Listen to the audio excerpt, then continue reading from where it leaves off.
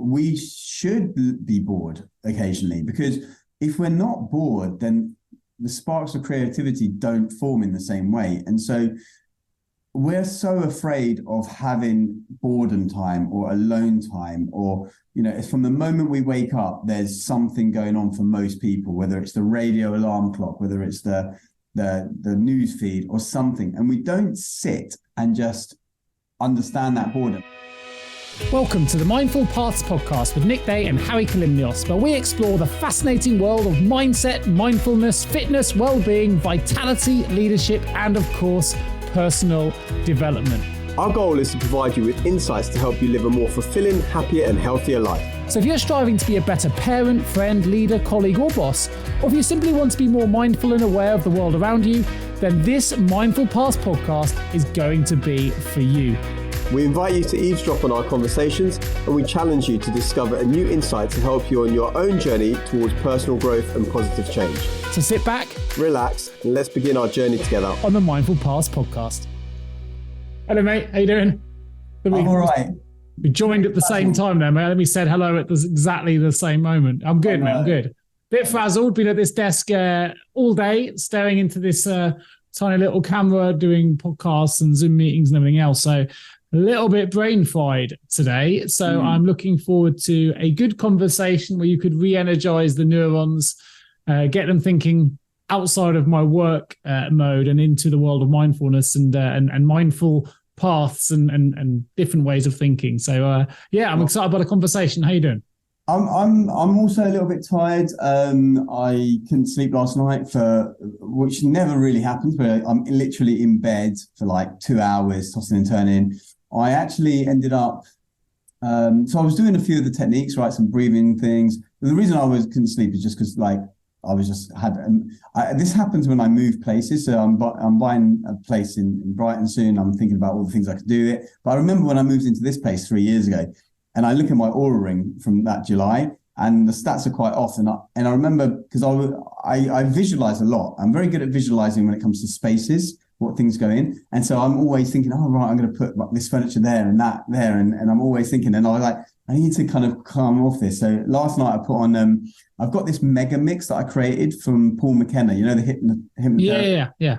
And I think I might have mentioned that I occasionally cut out the last 15, 20 seconds when he wakes you up out of the meditation. And what I did, I stitched together about 5 of these many years ago. So I've got this 2.5 hour long mega mix that I put on my phone, like really low. Paul McKenna mega mix meditation. Wow, that is something else. It's basically, I think, a mix of instant confidence, de-stress, make yourself smarter. So this sounds a little bit like what you told me not to do with the smoothie, right? Just because you have access to everything doesn't mean you should put everything in it. All or nothing. All or nothing. I don't usually do that one. I normally just do a half an hour one and then I drift off. But last night I thought, you know what? I've not done this for a few years now. I'll do the 2.5 hour one. And so now I'm smarter, more confident, more relaxed. And you've quit smoking as well. There we go. I quit smoking. Yeah, I think that's in there as well. I did everything. But yeah, a little bit tired because I've had quite a tough day with the students. The kids were fine, but got to the school, it wasn't set up. We lost 20 minutes at the beginning of the day. I won't go into it all, but so I'm pretty tired. And I know that you are as well. Well, I tell you what, I am, because of something I did this week. So I bought For My Sins, and we had this conversation in the last episode. So let's progress a little from the last one. So I was umming and ahhing as to whether I go ahead and buy a PS5 knowing it's good. We all knew what I was going to do, right? I've gone and got one. And really frustratingly got it just before. Didn't even occur to me that Black Friday might mean this gets like 90 quid cheaper 3 days later. But anyway, let's not go there. I bought the PS5. I've had some of that social time, although I have already, so not been disciplined enough, got myself a little bit in the doghouse by playing it, which wasn't a Wednesday. I played it yesterday. Dinner was ready, 8:30. And I was playing with a friend of mine in Saudi Arabia. I thought, what that thing scheduled to play? He dropped me a quick message going, you online? I was like, I've got like 15 minutes. Turns out I didn't have 15 minutes to play because I hadn't actually okayed this with any of my family. Disappeared for 15 minutes, which turned out to be more like 30 minutes. Played, had lots of fun, and then came down to, let's be fair. I hadn't communicated, my error. Hadn't asked for permission, not that I need to, but it's a fair and nice thing to do. And not the best start. So I've had it for a couple of days and already got myself in the doghouse, and it's 100% my fault. So I own that. I did apologize and own it. It was my error. Did enjoy though, however, the community, the social energy I got from chatting to Bob online, many miles away in Saudi Arabia as we played FIFA on the PS5. However, the reason where I was going with that is twofold. One is to tell the audience that I did go ahead and get it, not that anyone's probably that bothered. B, to say I've already fallen into the trap that I was trying not to do of being disciplined and getting myself in trouble for it. But linking it to sleep, and it just occurred to me when you're talking about why you're tired, I've also had a couple of bad nights' sleep. But the reason for it was because not recently, it's about 3 or 4 nights ago when I first got it. I was installing the PS5 and it's quite low down. And there's a shelf on the right-hand side. And I was trying to put the HDMI cable in the back. And I completely forgot the shelf was there. And I turned fast, caught the corner of the thing, very nearly knocked me clean out. Split my head open. So back of my head here, it's still pretty swollen. I had a headache for about 2 days post thwack, and it's kept me up for a couple of nights as well. I was at a conference just with a splitting headache. I think I gave myself a little bit of don't know if it was not myself. I didn't knock myself unconscious, but certainly a little bit of mini concussion. I had a real splitting headache. It literally yesterday, first day it's gone. I had it for about 48 hours, but I gave myself a monumental whack, and it's still swollen. And maybe that was something telling me, the Zen out there, buying this bad thing and telling me this is not going to work out well with a huge whack to the head. But I digest. So I think we were talking a second ago about what we want to talk about, which I think was stemming from you sitting at your desk all day. But before that, I think at our last podcast, and I don't think we're going to go into boredom necessarily now as a concept, although we did want to talk about it at some point. But you did say that you had a story. I do. Yeah, I mean, it's not a good story, I'll be honest. I don't mind sharing my flaws with the audience because, hey, we're human, right? And to us to be human.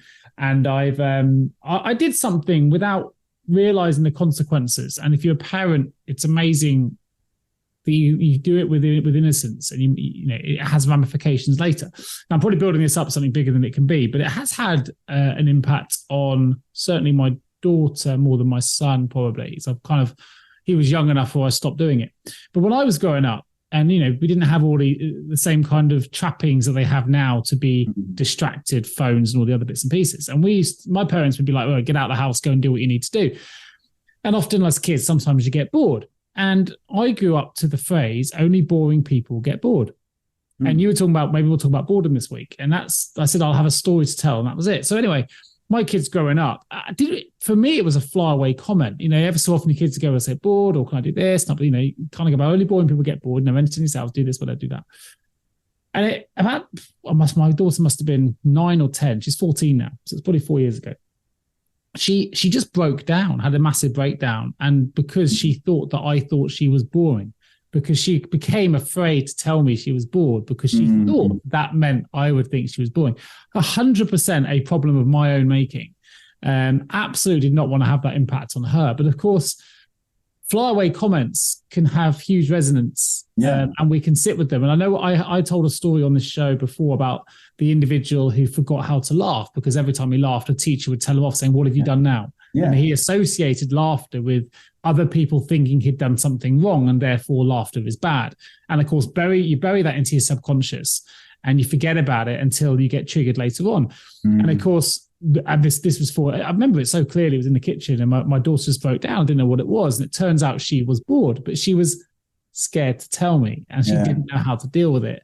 And I felt dreadful. I remember trying to unpick what I'd said and saying, I never meant this to have this huge thing. Which, of course, if you think about it from her perspective, she may have had that thought multiple times over and been scared to tell it. And of course, when you don't tell something or you hold on to a secret, it grows within you. And as a parent, it's others might listen and think it's not, the comment in itself isn't a big thing, but the reaction to it in that moment for me was horrendous, because you never want your kids to feel that vulnerable or to feel that way. And it was completely my fault. And I think when you talked about boredom, for me, that has a different connotation, and there's a certain level of risk associated with using that word now as a term. And I still think if we feel bored, though, it's important we lean into it. I do believe that. And I do believe that It's a state of mind that we can, there's so much to appreciate in any one moment. Yeah. And so a totally different way of looking at it, where I don't think boredom ever really needs to come in the way that I come to understand the term. But as a kid, it's probably a little bit too early to understand that viewpoint or even agree with it. And I think that was something that as a parent I did that was really had an impact that I was not very proud of and was quite upsetting at the time. And was years ago now, we've moved on from it, but at the time it was difficult. Yeah, I mean, the thing is that children, and I remember hearing someone say this, and I was like, it's so true. But the way they describe it is children are meaning-making machines, right? They create meaning out of everything. So, for example, if you're having a conversation with your child and you're driving in the car and they're there, then you've got your hands free, and then the call comes through, and then you answer that call when you're in that conversation with your child. Even though it's not intentional, maybe they might create the meaning, I'm less important than whatever else, than my dad's work or whatever else. And so, yeah, that as a phrase, only boring for bored. It's an interesting one, because I think I've heard that before.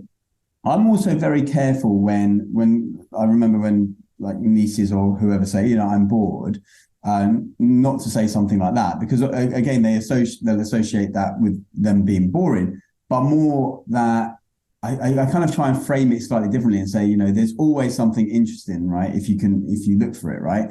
But what I wanted to say with boredom is that we should be bored occasionally, because if we're not bored, then the sparks of creativity don't form in the same way. And so we're so afraid of having boredom time or alone time, or, it's from the moment we wake up, there's something going on for most people, whether it's the radio alarm clock, whether it's the news feed or something. And we don't sit and just understand that boredom. And I often think that if someone like Leonardo da Vinci was born now, or if cell phones existed when Leonardo da Vinci's time, he wouldn't have invented anything. Because boredom makes us look to nature and look at things differently and understand how things work, and then think, okay.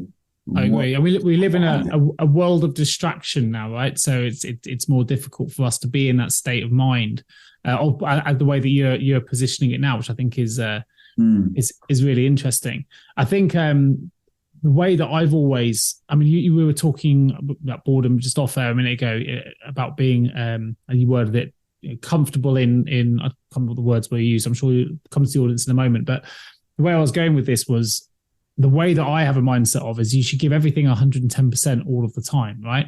And that includes recovery. So when you're not doing anything, do nothing. There's like, whatever you decide to do, this is the way that I try and do it. If I'm going to be into that state of, I'm going to give meditation a go or yoga a go, or I'm going to take a chance to take some time out, I should try and go at that with as much effort as I would putting effort into something, right? And it's probably not a good way to be. It's just the way that I am. So if I'm into recovery mode, right, I'm into this meditation mode, there is literally no distractions. I'm in that 100% until the next thing comes up.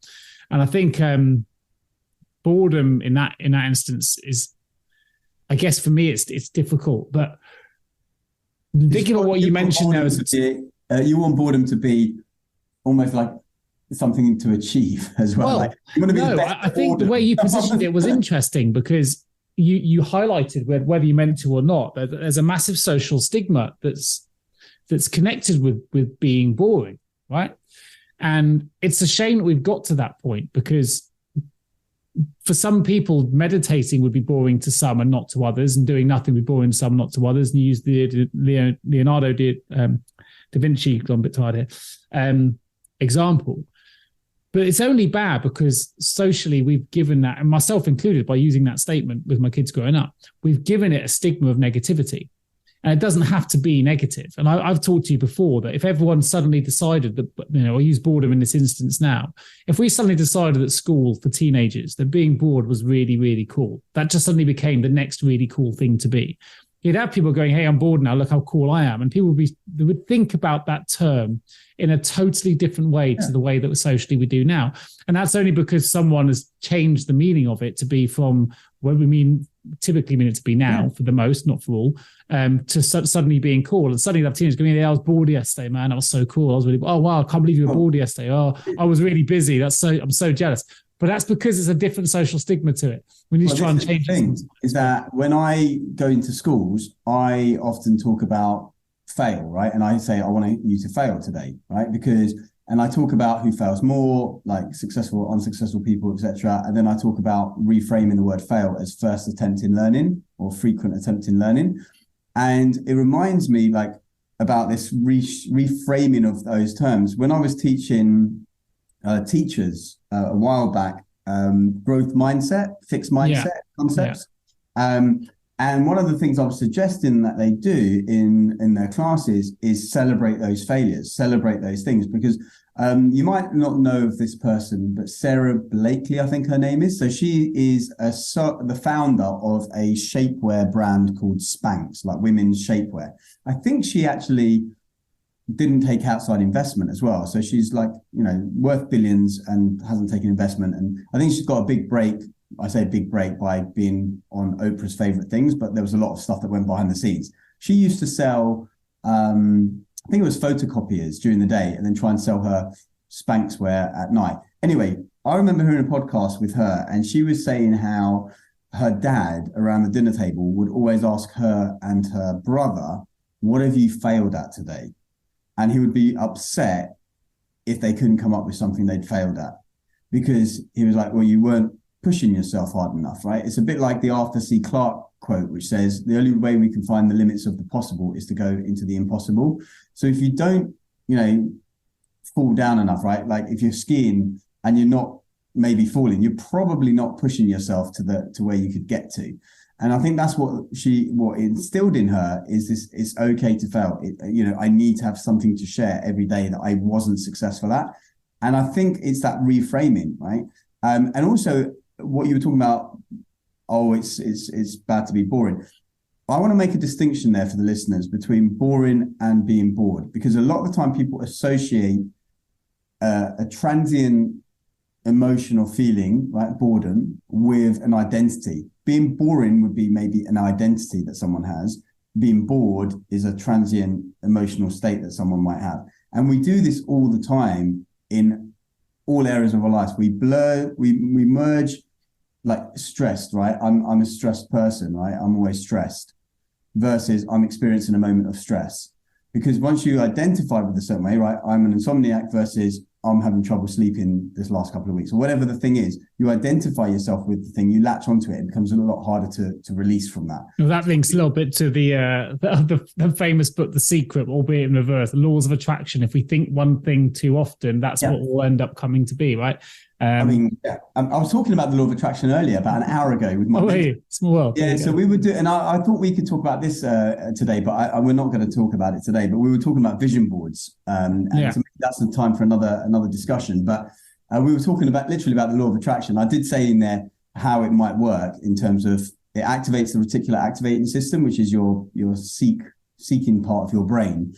So if you, for example, wanted to open up a gym, and you put that on your vision board to say, here's a gym, then your reticular activating system is going to automatically start seeing all the not apartments, but shops that are for lease. Yeah, it's the red Fiesta or the red Mazda. Yeah, red Mazda. Yeah, whatever it might be. But I was saying with the law of attraction, though, the key words is action, right? Action in attraction. And also, you can have all the vision boards you like, but you've got to make the changes. I like the ATT before action, like the attraction. Always take tremendous action. So I love my acronyms and abbreviations and all these.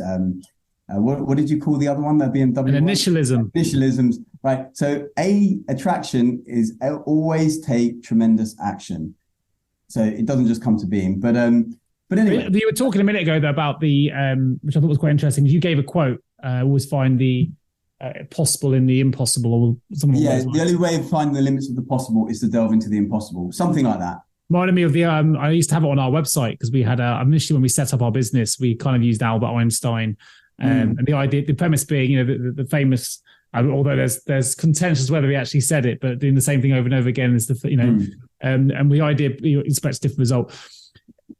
We had that and the idea that if you keep using the same kind of recruitment firm, nothing's going to change. So work with us, and that was kind of, we had Einstein on our website. But when we had that, we had different quotes that would come up on the kind of homepage each time you visited the site, and there was one of them which was, in the middle of every difficulty lies opportunity.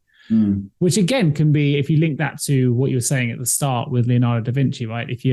If he was in that moment bored, without labeling him boring, but bored, and was finding that difficult, as you say, that might be where he discovered the opportunity or got that creativity to work his way forward. I quite like that as an Albert Einstein quote. That's it. And I just think like sometimes we need to lean into that boredom. We need to lean into things like that. And it might be just to even notice how you feel. For example, the other day I was queuing up at the post office because I wanted to send something back from Amazon. And I actually had this intention going in, but then when I went in there, I realized that you don't really get signal on your phone in that area of the post office, which could be a bit inconvenient because I can't pull up the QR code that you need to send the thing back. So I always have to have it ahead of time. But I had the intention of keeping my phone in my pocket whilst waiting, and just to observe and just to be bored and just to look at the things around me. So this might be an invitation to the listeners is don't reach for that phone straight away when you're queuing up for 2 seconds to order your coffee. Look, and that's not like you're going to be bored in that 2 seconds, but just sit with not reaching for something all of the time, and just being and observing and maybe being a bit bored in the queue, right? And that way you don't have to do it for like 5 hours and be bored somewhere, right? You're just doing it for 5 minutes somewhere. So let me ask you a question. I don't know, you whatever reason you've been caught doing something you shouldn't be, or maybe it wasn't you, but you end up in solitary and confinement, right? So four walls, no windows. And what, how do you approach that situation? How long until you think it would start to come on a little bit unbearable? What kind of things would you do to try and entertain your time? You know something, Nick? I don't know if I've shared this with you. I'm not sure if I should share this with you. Oh, you mean your 12-day? Well, no, you don't need 12-day. No. The time, right? I don't have to imagine this, right? The time I got arrested. Have I told you about that time? You've told me about the time you got arrested, yeah. Yeah. You didn't tell me you were put in solitary, though. That might be another step forward. Yeah, well, I mean, effectively, so I won't go into the details of how and why I got arrested because it's a bit of a longer story, but needless to say, a good friend of mine, there was 3 of us out in Cannes, and we got arrested, which about 4 o'clock in the morning this was. And I thought, okay, it's not bad because the train is not coming for another few hours, and that was the whole point. We were like looking for somewhere to chill, but we got arrested, and one of my friends escaped. I won't go into too much details. And then my friend and I, we got taken in by the French police, and it was quite a bit horrific in a way, right? It was strip search, and then we were both thrown into individual cells where there was just walls. You couldn't see anything. The only thing I could see to show that I had someone somewhere is if I peeked out like the tiny little hole that they had in the door, I could see my mate's shoes in the thing. But we were there for ultimately ended up being a whole day, right? From 4 a.m. till about 7, 8 o'clock at night.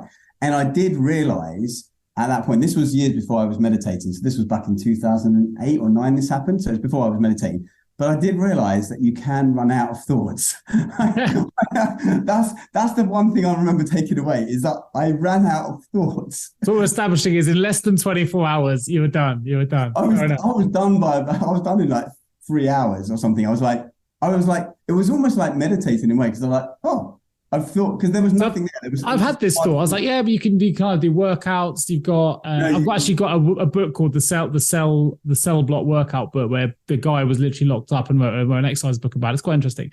But even then, you can't do everything all the time, all day. No, it was literally just sitting there. I mean, there was a whole thing going on because you didn't get seen until much later by. I think we got seen by a doctor to make sure they were adhering to whatever Geneva Convention stuff or whatever.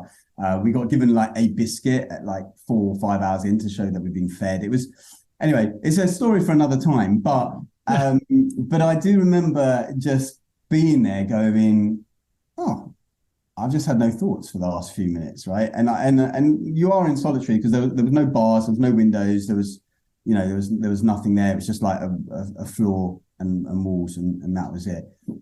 So yeah, I don't have to imagine it that much. In fact, I don't want to imagine it anymore.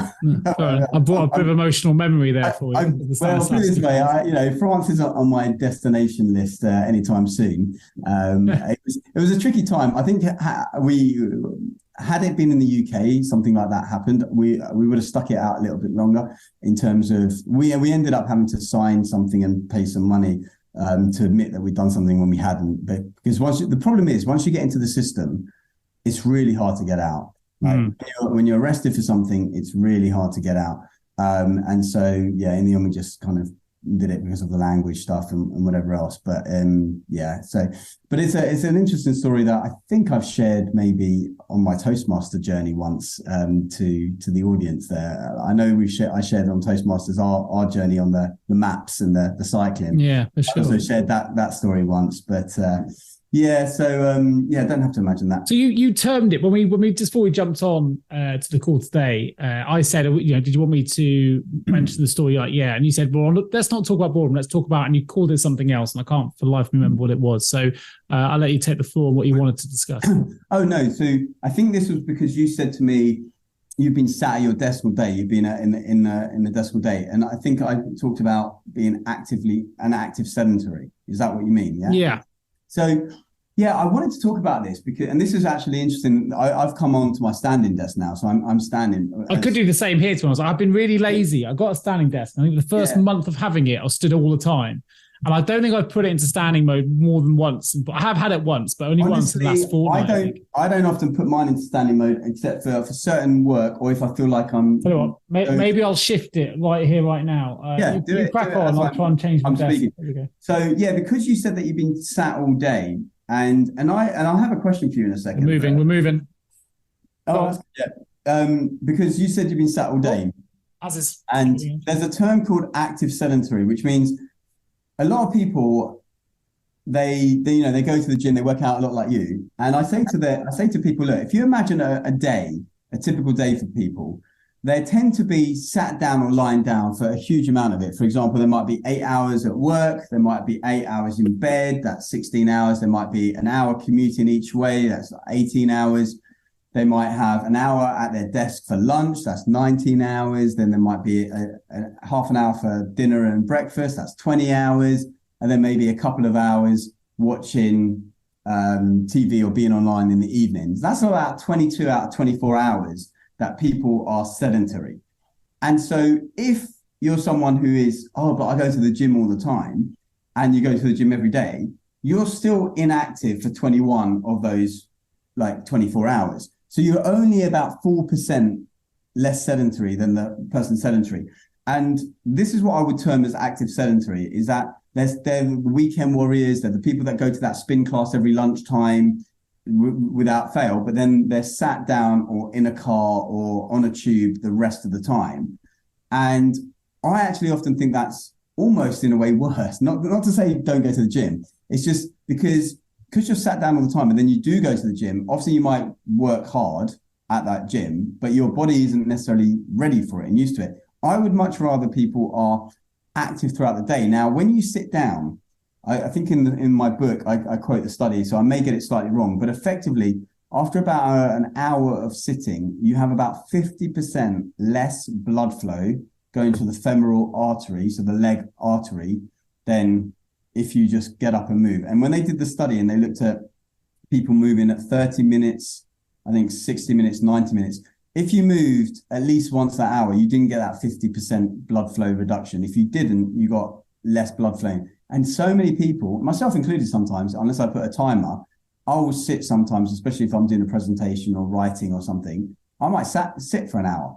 That's 50% less blood flowing to various aspects of your body. And then if you sat there for 3 hours, let's say from 9 till 12 or 9 till 12:30, then you go to lunch and then you're doing your leg day and you're doing all these things, it's actually probably not a great idea, right? So my thing is I'd much rather someone is moving throughout the day and doing things throughout the day. So my question to you was going to be, I know you do a lot of running, but you don't do that necessarily every day. But let's take away the running aspect. What number of steps would you say you do it in a day, taking away your runs? I don't monitor my steps, and then I have them. I don't look at my little bar and put something on. I could make a prediction. My prediction would be 6,000-ish. 6? Yeah, that lot. No. But not unexpected. Not unexpected for someone that works from home and you take. Today I've done 3,000 steps. Is that from your Garmin or from your phone? No. My Garmin. And has that been on your wrist the whole day? Yeah.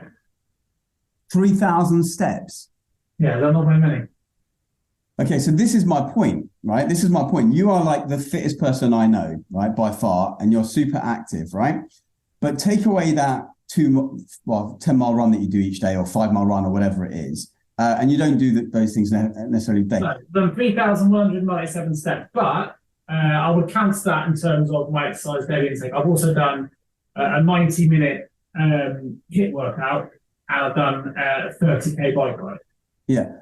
That was all done before I started work. So that was starting at 6:30, finished by 8:30. And what I would say is, for me personally, my personal, and actually I'm about to hit it any second because I'm on 11,999 steps. So it's 12,000 steps a day, not including exercise. Yeah, we do very different jobs, dude. I mean, I'd be more representative of an office-based worker. There's so much you can. I mean, I can walk around more in the day. You're not going to get, it's not going to be 7,000 more steps. And people it can be. Like, for example, on days that I'm not, like when I'm working in front of people, I know that in that classroom, I'm doing around 8,000 just in that classroom. And then the others come elsewhere. I know that when I do my morning kind of movement stuff that I do about 3,000. I know you're not including those bits. I mean, no, that's not excellent. That's not my. It's not my structured exercise. That's my waking the body. That's like going for a walk. Okay. Yeah, I don't think it's quite the same. I think you'd have to get a weekly snapshot to make this more accurate. I think. I mean, look, you have a way more mobile job than the majority of the workforce that will people listen to this. Well, this is what I'm saying. Get up and move every hour, walk up and down 2 flights of steps or something, because I still think, right, regardless, because I remember my mate who lives in Devon as well, he came to visit me and we were looking at his step count. This was a few years ago. And I think he averages somewhere between 3,000 to 5,000 steps a day. Now, I know that the 10,000 step number is arguable in terms of how it came about, and it came about through a pedometer, but the evidence is super clear. Up to about 10 or 12,000 steps. Beyond that, it doesn't really make a huge amount of health differences. But anything above 6 is going to be way better than lower. But 8 is better than 6, and 10 is way better than 8. But you do want to be getting. My personal thing for my clients, it would be 12,000 is what you would be looking for. Now, yeah, you could include like a jog or something like that, maybe for that. But it's interesting when that's taken away. This is why I'm saying the active sedentary. So when you're taking that away from your daily routine, suddenly you're going from that 15,000 down to 4 or 5. That's not healthy in the long term. So this is what I would say. I don't think it's an accurate. I mean, look, it's difficult because I'm happy to accept that if I did 10,000. By the way, your microphone is sounding different. Your microphone is sounding different at the moment when you came. Look, I've moved the desk. I probably just unplugged it. Maybe I'll switch mics. Hold on a second. I'll get that back. Because it sounds different. No, maybe when I moved my desk. Yeah, I did. I've unplugged my microphone whilst up doing my desk. In 2 seconds. Yeah, I just wanted you to know that before you gave your. Yeah. No, I've managed to intelligently, whilst doing this, unplug the mic. Into that comes back. So it's about the edits. We won't know. Yeah, that's better. That's better. Got it back? Okay. Yeah. Cool. So, I would say, like, obviously, everything you've said, I can't really challenge it in terms of obviously doing 10,000 steps is better than 3. But it's, and there'll be people that only do 3 that don't do what I do in the morning. However, sometimes for some people, it's just not. It's not possible to do 12,000 steps a day, depending on what they do. They have other commitments. I mean, I think if you were to look at a snapshot of fitness, steps is just one element of it. So to go back to what I've done today, 3,100, I know you said isn't enough, but then I've done an hour's worth of cycling. And I've done 90 minutes worth of HIIT workout. And collectively, if you added all that together, I would argue that actually what I've done this morning is better than someone who hasn't done the first bit, but has just done 10,000 steps. I mean, jury's out, right? I think it might be better for your exercise is good. I need to be better for your performance, but not necessarily because the reason why I like saying something 10 or 12,000 steps is because it's actually hard to do unless you go, like yesterday I went for a walk around the park. I probably did about 20,000 steps yesterday, but it's hard to do in one go, which means if you're doing 12,000 steps, in my mind, it means that you're moving regularly. right? Yeah, but it's not. Which is better than, like I said, being the active sedentary, which is what we're talking about, where you do your 30-minute watt bike thing, which is, great cardiovascular, does all these other things, but then you like you said, you sat at your desk all day, you maybe don't have the same energy and vibrancy that you. Yeah, you're probably right. I don't think there's anything here that I'm disagreeing with you on. I think I'm in full agreement. But I guess the counter would be, if I could get 12,000 steps in and still do all that stuff that I've had to do today, I would have probably done it. I mean, I'm like, if there's an opportunity to do exercise, I tend to take it. If there's a chance to go for a run at lunchtime, I'll take it. If there's a chance to go for a swim, I'll take it. But there isn't always those opportunities. Have you considered like a treadmill desk? That's what I've been thinking about for a number of years. I haven't taken it on board because, like you've said, I have quite an active job and I'm in a position where I probably don't need that to get my 12,000. But if I was tied to my desk, like many people are, and they're working from home, I would definitely consider something like a treadmill desk. Yeah, look, great for everything, but it can be good for like if you're I'm not saying these things aren't good. I used to have I've still got it. It's in the shed outside, but it just didn't really get used. I had one of those things where you could cycle under your desk, and literally, you get it from Argos, and it counts your steps and your stepper things, and you can sit and use it. In reality, it didn't really get used. Or made too much noise. And the treadmill things are fine, and I know they're there, but it'll seem a little bit superfluous you might argue it wouldn't because I'd use it. But I've got a treadmill next door. Like, you can have too much fitness equipment in your house. Sometimes an office just needs to be an office. This isn't a fitness equipment though. I wouldn't call it fitness equipment. I would call we're talking perfect world, endless budget. Sure. Yeah. Yeah, fine. But even in reality, when I live on doing podcasts every day, so I've done 3 podcasts today. Like, you can't be doing those things on a walking treadmill, right? It's not appropriate. Well, I mean, this guy. Maybe this one's a little bit different. This guy who wrote this "How Not to Die" book, he always does his podcast interviews on a treadmill, which I find quite irritating, to be fair. But but that's understandable. His book is called "How Not to Die." My podcast is called the Payroll Podcast. I don't think it's quite as relevant. But I guess I'm just having the point I'm trying to make with all this. And the point I'm trying to make with all this, and it stems from a bit of a conversation I was having with this fund manager the other day, actually, who actually, incidentally enough, we were talking about High Rocks the other day. Yeah. He's signed up for High Rocks, but he's tweaked something, and then he was doing a partner thing, and he's tweaked something. So I don't know if you're around London next weekend. I might do it, but I'm going to have to walk the running part because I can't run the 8K yet. But anyway, it's only 1K. It's 8 times 1. You can do 1. But I'm not that position that I'm going to even do the 8 times 1. I don't think. But anyway, he's tweaked something in him, and the other guy who is tweaked something, and he's quite fit, right? He showed me some of his moves. He can do things that I can't do mobility wise, like pistol squats and dragon squats and all these crazy things with the knees. But he's a bit like you in that he's a bit all or nothing with certain things, right? He's a fund manager, the head of this thing, so he goes for it. But it's a familiar story that I've seen, is that people are into that sport, right? They're into their High Rocks, they're into their triathlons, they're into this, but then they're spending a huge amount of time being sedentary. This is why I'm saying that it's actually maybe not detrimental, but you get a false sense of security, I believe, when you're I probably agree with you. I get loads of little injury tweaks. I tweaked my calf the other day, because you're sedentary and you go running and these things happen, right? I don't think there's anything you've said, Harry, that I disagree with. I mean, look, I think I try and optimize every aspect of my life, and I'm sure I could optimize it further if I went and did 12,000 steps every day. I just think, like anything, we have to have the awareness to make choices. So I'm very aware that I don't get my 10,000 steps in. I don't have it. I'm also very aware that I don't count my steps. Never had. I kind of have an inner, barometer or measure on whether I'm feeling fit, whether I'm not, whether I'm doing the things that I need to do for me. That's not to say 10,000 steps wouldn't be helpful, but I'm trying to pack a lot of different things in to the way that I optimize the life that I live. And that's not, whether that's nutrition, whether that's work, whether that's these podcasts, whether it's something else. And I think for me to fit that in, something would have to go. And the way that I work personally, it's a personal choice for everybody. I got one of my closest friends in the world, like his only mission of the day, and I kid you not, is to get his 10,000 steps in, and he walks everywhere.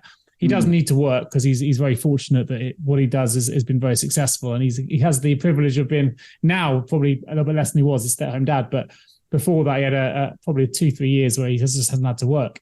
So in order to get out of the house, he makes sure religiously he gets his 10,000 steps in. fair play. It's great to be mobile. It's really good for him, good for his health, good to be moving. And I could probably find elements in the day where I could add a few steps. But I think the difference between going from 3,000 to 10 to 12,000 in my working day, in the way that it's set up at the minute, whilst trying to fit in the other bits that I do and be a dad at the end of it, I just don't think it's realistic for a Monday anyway. But then we've taken a snapshot in time of today.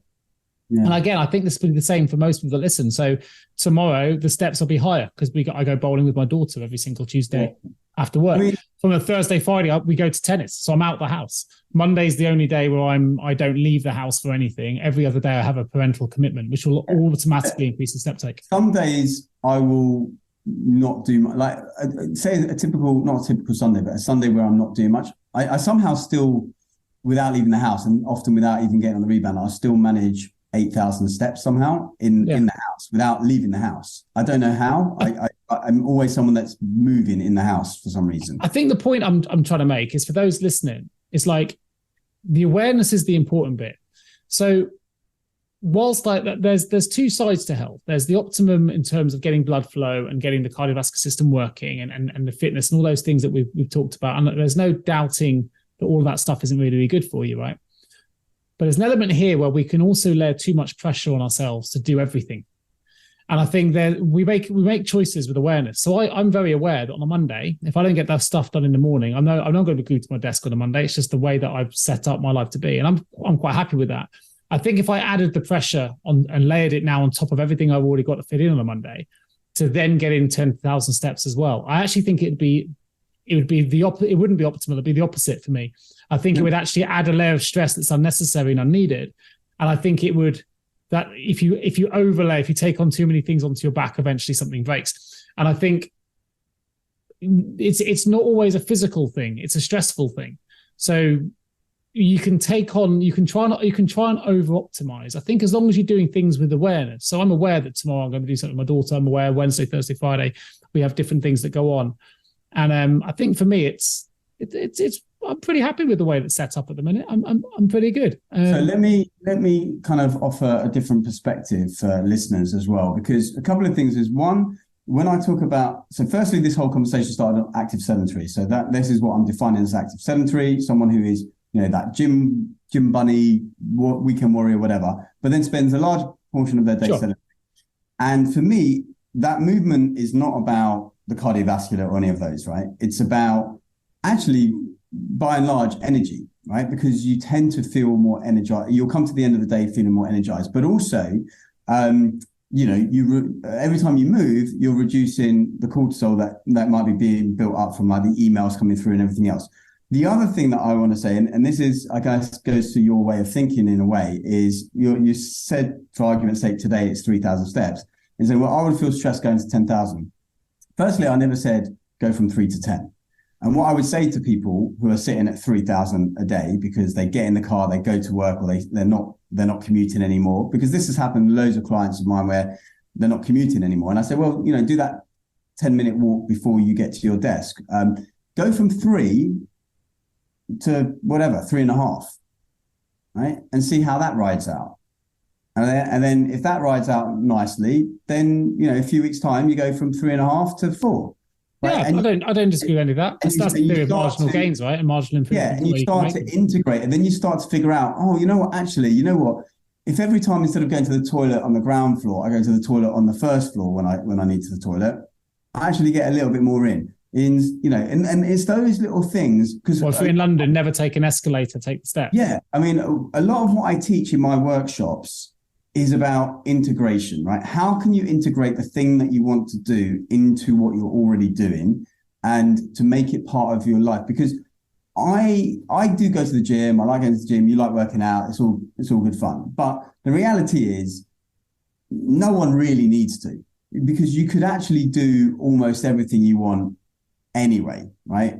Whether it's finding a branch to do a pull-up off or push-ups or whatever, if that's what your bag is, or going 2 or 3 steps every time instead of 1 step at a time to work your legs. So there's a playground around you of ways that you can be active and move. So no one needs to really do. I mean, you could spend 5 minutes every hour doing something if you wanted. And sometimes I do that, often I don't. But Sure. The point I'm trying to make is how can you integrate that movement in so that you're not the active sedentary or you're not the pure sedentary. And yeah, if you're at 3,000, yeah, maybe you look to go to 3.5.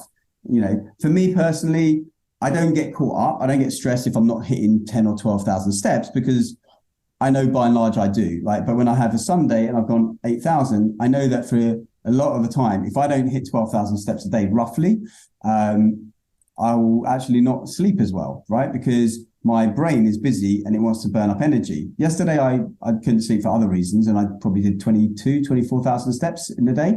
But that would be an excessive day. My typical number is about 13, 14. There's nothing, again, I'll reiterate that you've said I don't disagree with. I mean, we often teach the things we most need to learn, right? So if I had a coaching client, and I would probably be looking at their day and I'd seeing if I could fit in, if that was an issue for them being sedentary, I'd probably be saying and giving exactly the same advice that you have.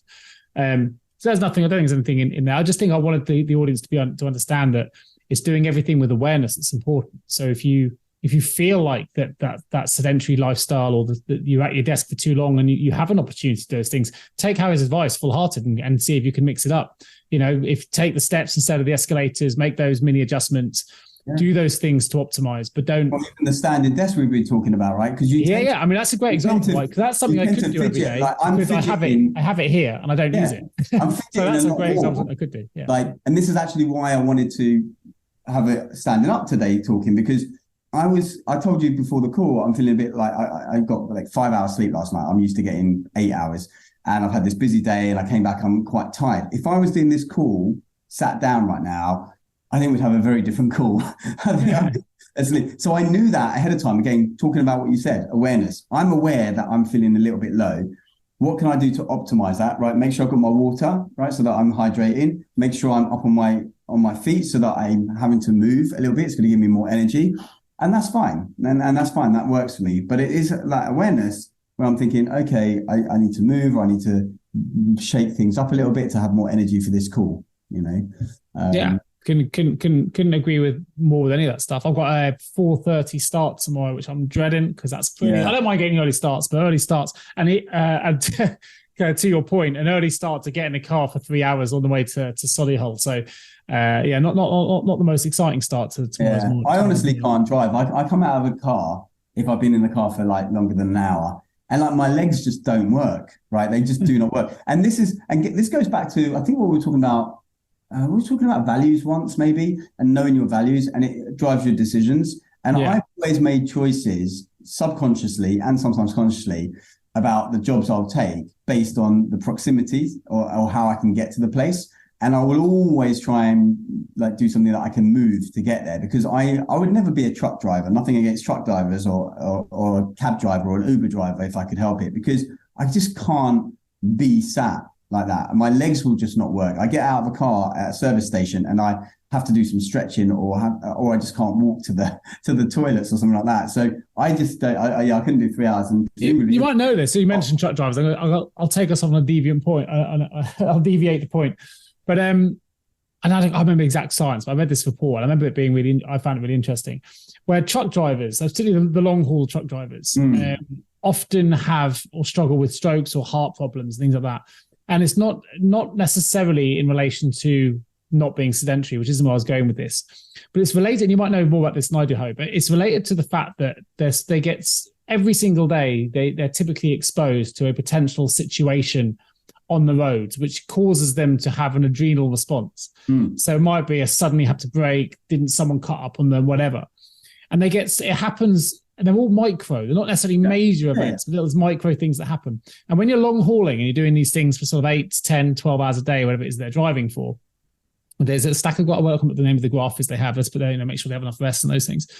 Yeah. But when you have these little minor adrenal rushes that constantly happen on a continual basis, eventually it causes a level of stress in the body, and it also impacts the way that your body responds with adrenaline as well. It reads it more freely and then less so when you really need it. But it causes a lot of health problems later on. And I just thought the was a really interesting I haven't heard observation to know that something so small over a period of time can have such a health impact. I mean, I've got a graph in my new book actually, which is somewhat similar to what you're talking about. But if you think about it, it's not really that. I don't know that study, but it's not surprising at all, because if you've got like these stresses that are coming through, like someone cutting you up on traffic, delays, etc., just like we are not truck drivers, let's say, but for us, the equivalent would be, maybe someone cutting us up on the way into work, but also getting that email, getting that text message, getting that tap on the shoulder. All these micro stresses build up. And I think they're greater on the road because they're life and they're instant. Yes, they are. But my point is to kind of equate it to people who are maybe not truck drivers, but there's all those micro stresses that ultimately build an app. Now, if you don't release that, all of those are effectively either micro or major fight or flight responses.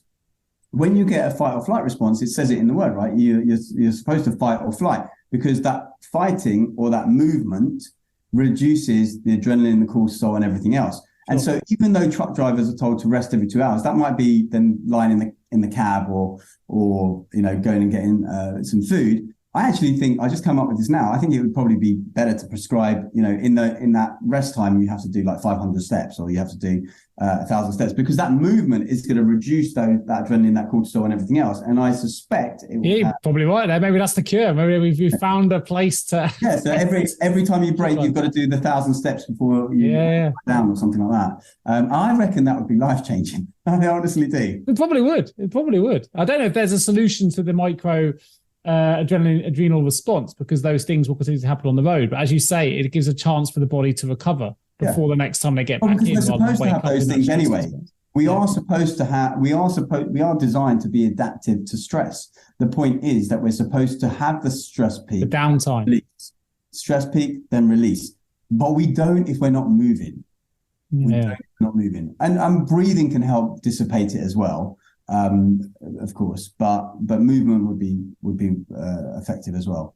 So, and that's the thing, we're not used to that. Whereas before, we would always be moving, so we wouldn't even have to think about this as a thing, because we wouldn't have had cars. Right? Even if we're on a horse, we're always moving, right, or whatever it might be. So, yeah. Maybe that's why I'm not going to generalize a lot of truck drivers here, but they always seem to be looking pretty angry when you go past them. They're just constantly in a state of anger. I get angry. This is another reason why I choose not to drive when I can help it, because I get frustrated and I get angry, and I think I don't even do it that much. Imagine if I was driving every day to work, and sometimes I do have to drive to work, and I hate it, right? Because I'm in London, so the driving is, stop, start, 11 miles an hour, etc. So it's so frustrating. And I think if I did this all the time, I would be a very different person. I would be a very different person if I was to drive every day for what I needed to do. Very different. Couldn't do it. I honestly can't. This is why I invested in the electric bike, because I was like, I need to do those distances, and with a heavy bag, I need a solution, because I know what I would be like. And you're out in the air, out in nature. And then you have a stressful day, and I know the worst thing, I don't want to go from a stressful classroom into a car, into traffic. No. That's terrible for me. I'd rather, as much as you can have all the mindful techniques to deal with it, you don't always want to be reminded of those mindful techniques every single day. No. Right? And I know knowing you've got to delve into that every single day is a my body wants to move after something like that, even though I might have done 10, by the time I leave the school, I'm probably running at about 12,000 steps. I still want to move. I still want to do. Yeah. Well, it looks like I need to go and walk around my house for 10,000 steps to appease the Hari Kalymnios, walk until 4:30 in the morning. No, as well, to be fair, mate, right now, if I want to layer it in, there's no excuses. My wife's just returned home. I guess it's dinner around about now. Well, to be honest, you spent the last 15, 20 minutes on your feet anyway. Now, that's something that was fair. So despite my challenging back on the step piece on a Monday, this is no excuses for not standing at my desk, because my desk does it. When I looked at my watch a little while ago, I said I'd done 11,999 steps. Now, I don't know if this is actually properly steps or not, but now it's saying 12,606. So it turns out you're actually doing 3,000 a day. You just got a gammy watch. Well, you know what's interesting? You've done 600 whilst being on this podcast. My watch and my ring always tell me different things. My watch tells me slightly more than my ring. I'm teasing. Shall I see? Well, I'll tell you what. I've been stood up. Let me see if my steps is 3,197. I have been stood. I haven't done any steps to my knowledge while I've been stood here. Let's see if they've increased or if my Garmin's are more accurate. What do you reckon? Do you reckon it's gone up? Do you reckon it's remained the same? It looks like you're looking at your phone though, right? So I am, because my Garmin links to my phone. Oh, it's linked. Okay. Yeah. So it was 3,100 and something before, right? 197. I think you're probably at 3,340. Nope, I'm at 3,247. So I've added 50 steps whilst been stood here, apparently, which probably is true. I'm a drummer, right? So I do tend to kind of do this as I'm stood up, which I'm going side to side. Maybe they're adding up. I'm not too there sure. We go. Yeah, 50 steps in 15 minutes. That would be 200 in an hour of standing. There you go, mate. There you go. I stand corrected. I bow down to your greater wisdom. No pun intended. It's not about walking around the desk. It's about standing at it, which I have no excuses not to do, to be fair. So I need to get back into that frame of mind. Right. On that note, I will probably let you go, because I've got an early start in the morning. Yeah, I've got to do some admin as well, and a few other things before another day at the office, as it were, tomorrow, standing and doing lots of stuff. I will be utilising the art of gratitude in the morning when my alarm goes off at 4, and realising why I'm grateful for this beautiful dark morning as I navigate the stairs, try not to wake anybody up, and getting in the car with my coffee at 4:30. So Where are you headed, I'll be delving into every tool I have in the toolbox in the morning. Where are you headed, did you say? Where are you headed? I've got to go up to Solihull tomorrow for a meeting, so I'll be there for 8:30. So good luck with it. Get some sleep. I will. Well, you too. Sounds like you need some. Listen, always a pleasure, never a chore, my friend. I will see you same time this week. See you next time. Take care, everyone. You take care. Thanks for tuning in to the Mindful Paths podcast with Midday and Hari Kalymnios. We hope you found our discussions insightful, and hopefully you've gained some valuable takeaways to support you on your own journey. Please leave us a review on your preferred podcast platform and share an episode that resonates with you with a friend or family member who may also find it valuable. Please also don't forget to subscribe to our podcast to ensure you never miss a future episode. And in the meantime, we'll continue exploring mindful path topics to provide you with more insights and more ideas to support you on your personal growth journey. Thank you for your support, and look out for the next episode of the Mindful Paths podcast dropping soon.